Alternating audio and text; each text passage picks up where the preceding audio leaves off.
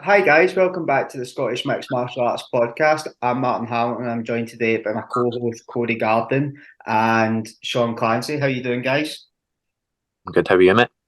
I am very good. I'm very good. How are you, Corey? Yeah, staying alive, mate. I was out last night with work, so just surviving. But appreciate taking the time out to talk to Sean. Nice to meet you.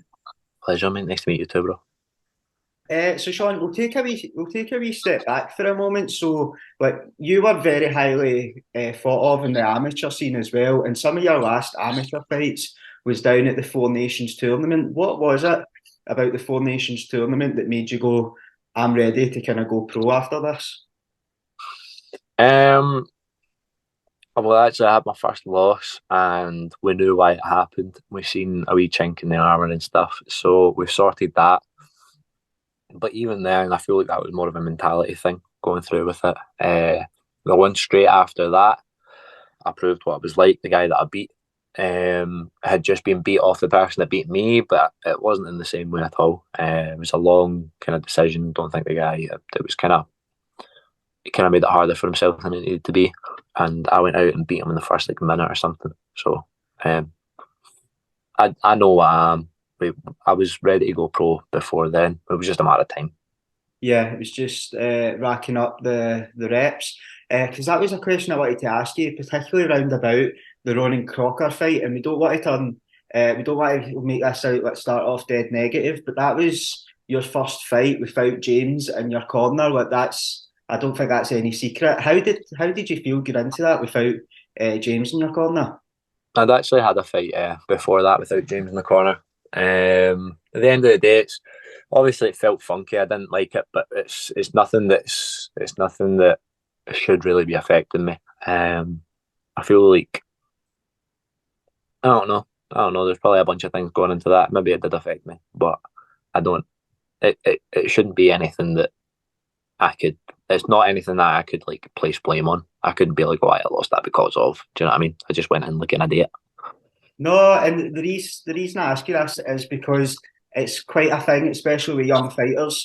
It's particularly around about like it's great to have your coach there, but then obviously sometimes, particularly when the coaches aren't like coaching isn't their full time job, but a lot of coaches that are coaching at a good level have other jobs as well and other commitments, other fighters, Mm. X, Y, and Z. So they don't always, they might not always have their coach in their corner as well. So it was just kind of trying to get a wee bit of a mindset as well about how they could kind of cope with that if it's a Yeah, situation they're put in. it was very different. I can't lie, it was very different. All you can really do is listen to the person in your corner. That really is all you can do because whether or not it's James Dillon or like I don't know anybody really. Kieran Reid was in my corner, so he's a fantastic coach. So again, it's nothing that I could really be like, oh, I didn't have. Do you know what I mean? It was more of a me thing. Yeah. Um, mhm. But again, all you can really do, they're seeing things you're not, regardless of who it is. All you can do is listen to them. Who is in the corner this weekend, Sean? I can imagine Dylan took would be quite good energy. Aye, Dylan's in it. Dylan will be in it. James will be in it, and my wee brother Stephen's going to be in it. So this is one of his. I think it might be his first major promotion where he's like in the corner. So that'll be good for him. That was one Sounds good. That was one of the things we wanted to ask you as well. It must be very good as well, like just seeing your younger brother and seeing the kind of mark that he's making on the amateur scene. Like he seems to be just following exactly in where you've kind of left off in the amateur.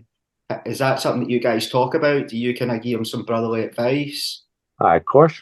Um, I give him as much advice as he wants. Probably sometimes a bit too much, but aye, he's got a kind of old head about him. You can tell. You'd be able to tell when you spoke to him. Aye, yeah. So yeah, moving on from the Four Nations tournament where you took bronze and you fought at that weight class above.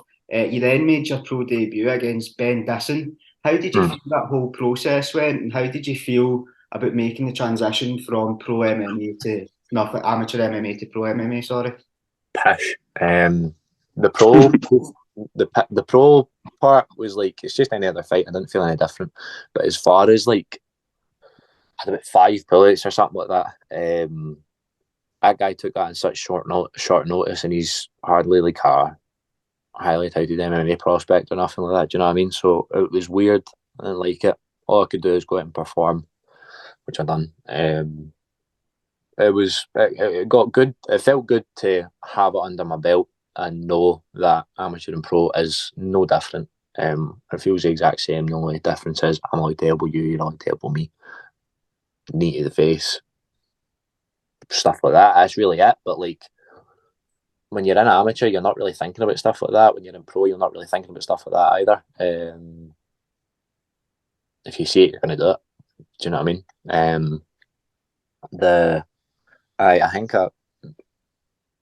I think the guy I fought ended up taking the fight in like 24 hours notice or something like that. So you'll see after the win, as soon as I beat him, I'm just kind of like, I get up and then I'm like, it would be embarrassing if I celebrated this. So I count your man I fought in Unity as my pro debut. That was my real pro debut. That's when I went in and proved what I can do against a well seasoned fighter. No, I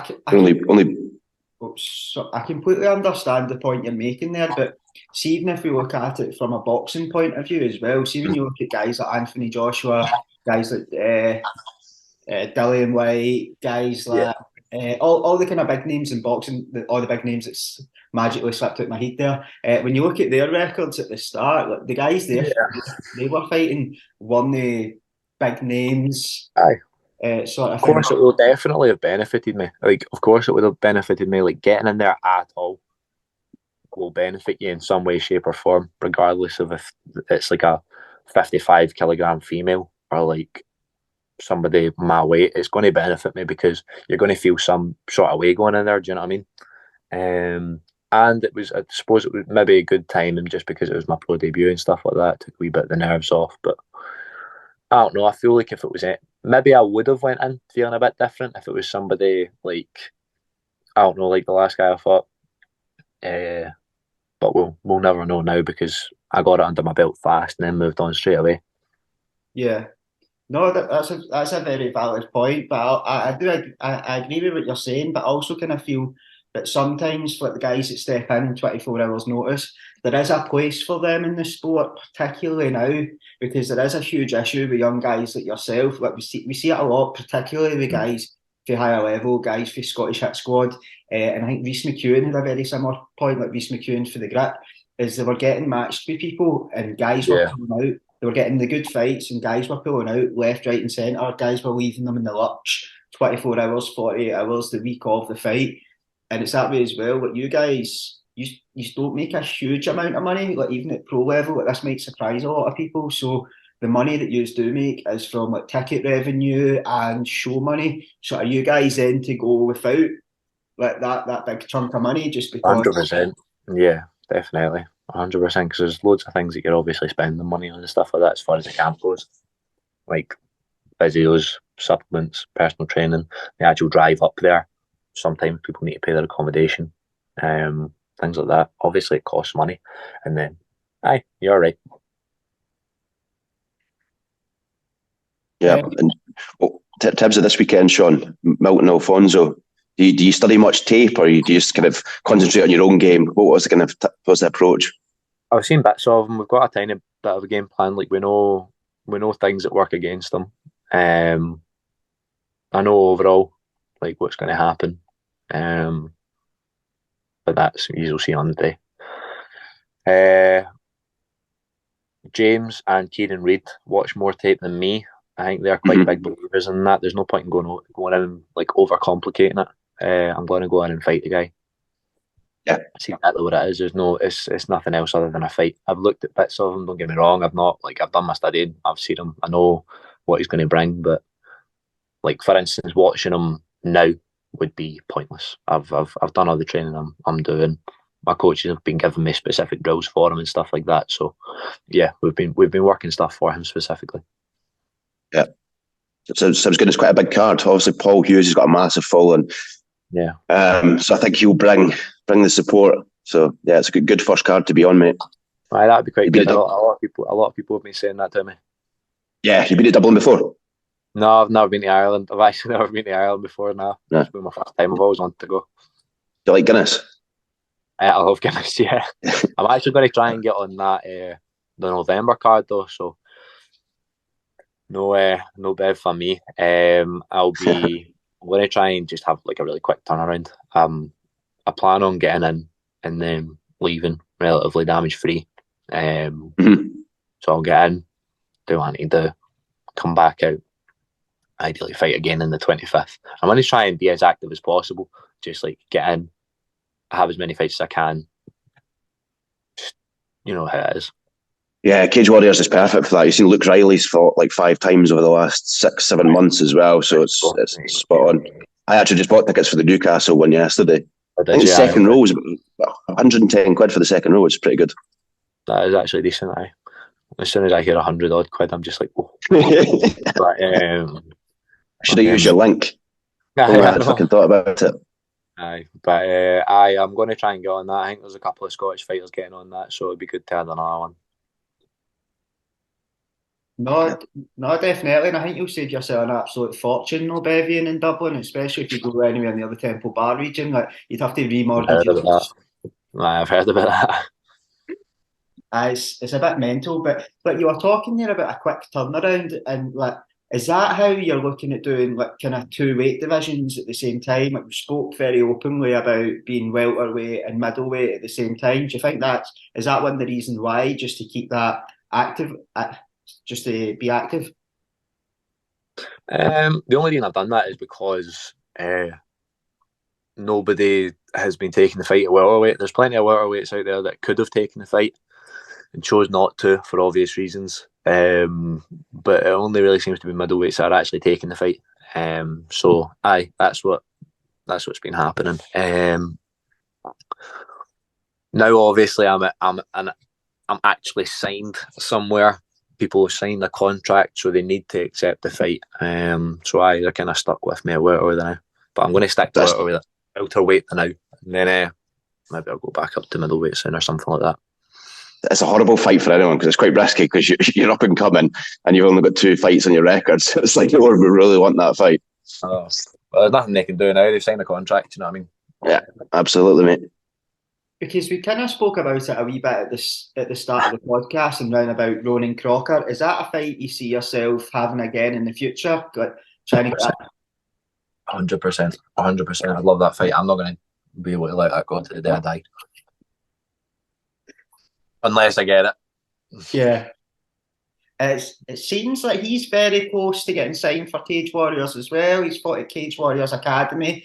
I think he's had 20 amateur fights as well. So he's very close to kind of making that kind of pro jump. Mm-hmm. That would be good. I'd like to see if I could get this up. But I can just see your T-shirt there in the background, like Enhanced Sports Performance. How's working with Adam been, and how's that affecting you as an athlete? Fantastic, honestly, mate. Fantastic. It's good. It's good having structure. There's plenty of things that have fell into place structure-wise. I'm trying to get more of an emphasis on that.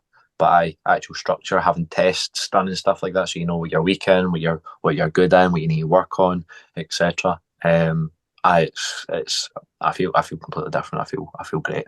Honestly, it's a pleasure working with him.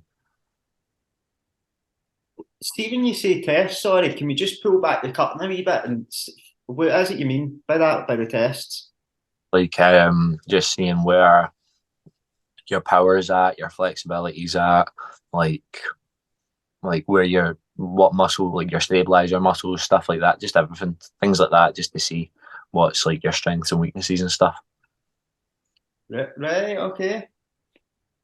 Yeah, I hear Paul Craig talking about quite a lot. Talking to Paul Craig, Sean, are you going out with him to America? I know you've been quite a few places with him, haven't you? Was it Brazil you were in as well? Yes, it was Brazil, yeah. Mm-hmm. How was that? That was fantastic. That was unreal. Just being able to see everybody, like, seeing how it was all real and stuff. It was pretty special, to be honest. I know he never got the victory and stuff, but it was still very special. Yeah, I'd love to go someday. No, it was brilliant. I would recommend it. So are you going out to America for his camp against Brendan Allen after this? Yes, yeah, we'll be heading out. I think we're heading out a wee bit earlier, so I think I'll be getting about 3 weeks out there with him or something like that. Oh, nice. We'll be able to go to the sports, like the sports institute and stuff like that. That would be cool. That'd be really cool. I'm excited for all that. Living the dream, mate. Sounds amazing. Really. You hear a lot of fighters talking about it, especially at this age, like at the start of their career, like they talk about it as if they're doing an apprenticeship. But it's a phrase that Reece McEwen uses quite a bit, and I really like that, because it does seem that that's kind of what you're going through as well. So you're kind of getting those opportunities to shadow Paul in the biggest shows. You're now passing that on to your little brother as well. So when you guys start getting to this show, it doesn't feel as alien. Like it's that comfortability. Nah, 100%. I actually I've told him this as well.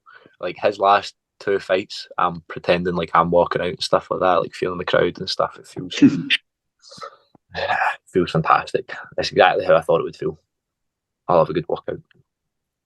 And you get all the stuff for the UFC as well. At the UFC, they give you all the get up, all the gear for their corner men as well. So that allows you to kind of visualize it a bit more. Like, you're I'm wearing the UFC joggies and that now. Yes.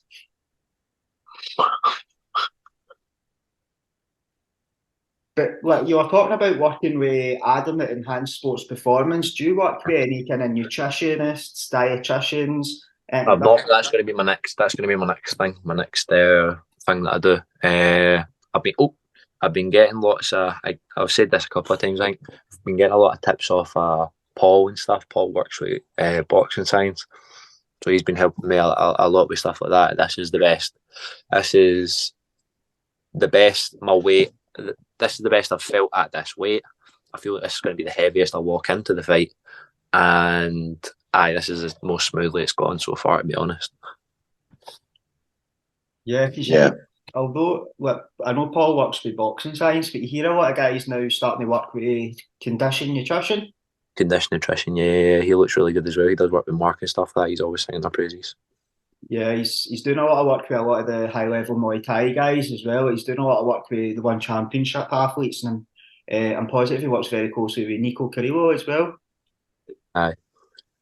I went over to Spain, and he was in Spain and stuff like that, and he was talking about them quite a lot as well. So he was mentioning how good they were. To be fair, I'm looking at a picture of you just now next to Ross Cooper and Paul Craig, and you look the same size. And Ross is probably 100 kilograms, and you look about the fucking same size as him. So, like, your nutrition looks fine. Looks fine on paper. I definitely. I feel fantastic. I do feel fantastic. It's so refreshing to kind of hear how young athletes are talking about like kind of nutrition, being on top of that, and being on top of like strength and conditioning. Because even when you look back 10 years ago, some of the guys that were fighting then, like they were going to weigh-ins and then smashing salt and chili chips, and like chicken balls after their weigh-ins in their ring, and that is so mad. Nah, I couldn't imagine doing it like that. It just seems daft. I've got a big plan for it after and stuff like that. So that's actually what I'm doing after this. My way to go and like meal prep and stuff like that for the Thursday, Friday, Saturday. Nice. And have you got your own business, Sean, as well? You run PT courses and stuff, or you do PTing? I don't have my own business or nothing now, but I do PTs. That's one of my main incomes that gets me money in and stuff like that. I've got a lot of things and stuff like that going on now that I'm needing more money for. So that's definitely helping and stuff. James has been helping get me PTs and stuff like that. Cool. Nice one. Do you have a social media page for your PTs or anything like that, or is it just your... On my Insta, just on my Insta, yeah. So I sort of just get the end and stuff like that. Yeah, we'll pop that in the bio after the video then, just for anyone that's interested. Aye, perfect. Thank you very much, mate. I appreciate that. Because you've got your own, I keep going to say your own clothing range, but it makes you sound like you're David Beckham when you say that to people. You have your own merchandise now, don't you? I've got my own merchandise. I'm a fanboy. My new one looks class. I'm absolutely buzzing with that. The Paisley pattern on it and stuff like that, obviously, because I'm for Paisley. It looks booming. I'll be walking it with that to the fight. I'll be on my banner as well. That fanboy guy's really. He's really, really cool. He's been helping me out with a lot, actually. This whole, like, everything got to do with, like, print my stuff out and all that. He's literally just took to do with everything. He's not let me touch a thing. Literally, he's been fantastic, the guy.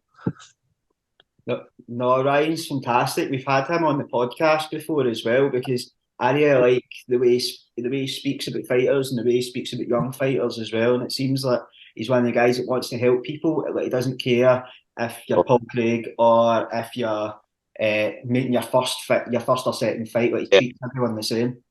100%. I agree.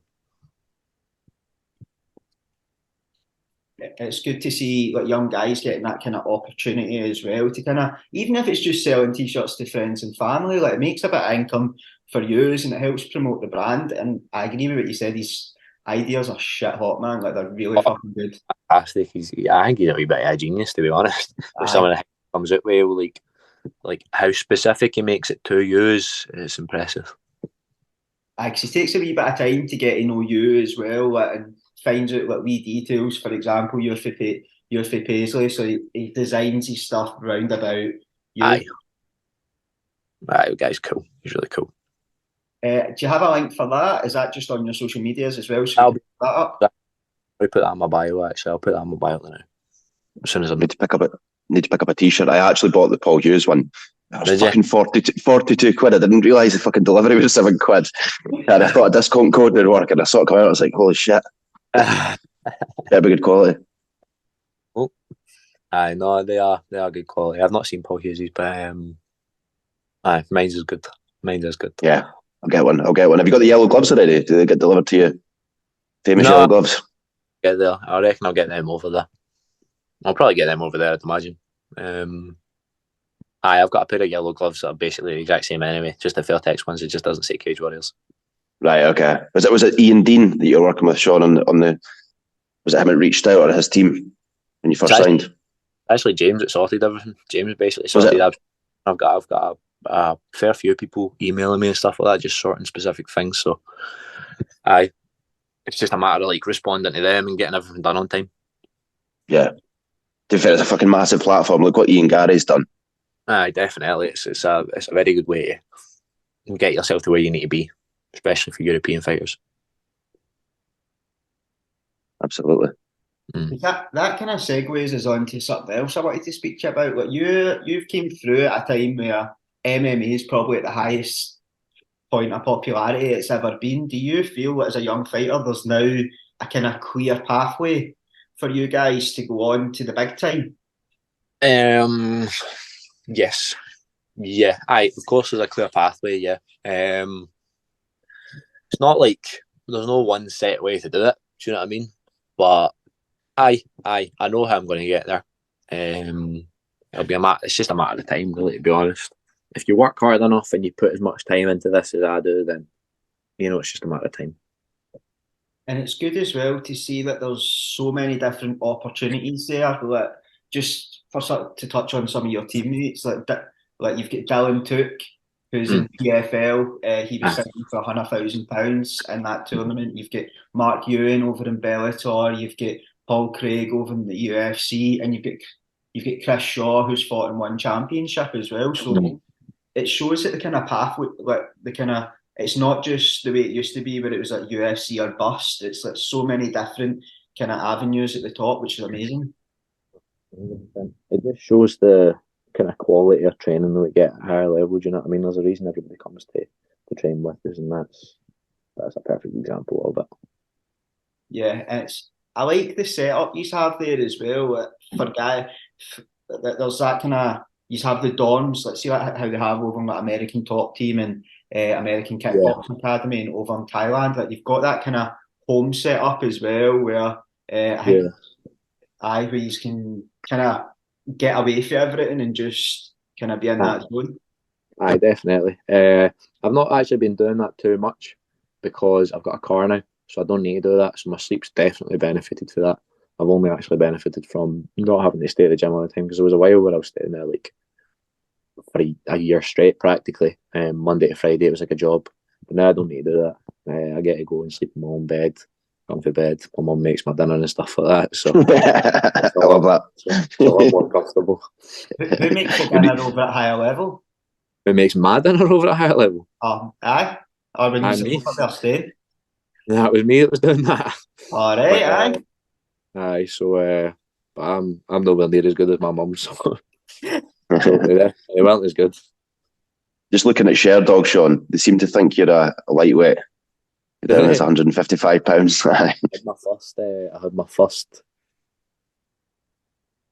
No, they weren't a lightweight. They were a catch weight. My first 2 fights were at 72 kilos, so maybe that's what I'm talking about. Okay. I've actually never fought at lightweight. It's a fucking big lightweight. Aye.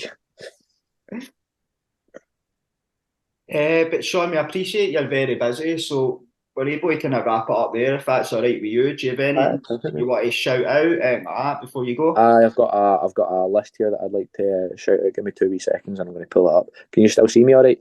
Aye. You still see me all right? Good. Oh, hold on. I'd just like to... what's happened there? I'd just like to shout out Higher Level, of course, first and foremost. It's the best gym in the world, hands down. Enhanced Sports for helping me with this training camp.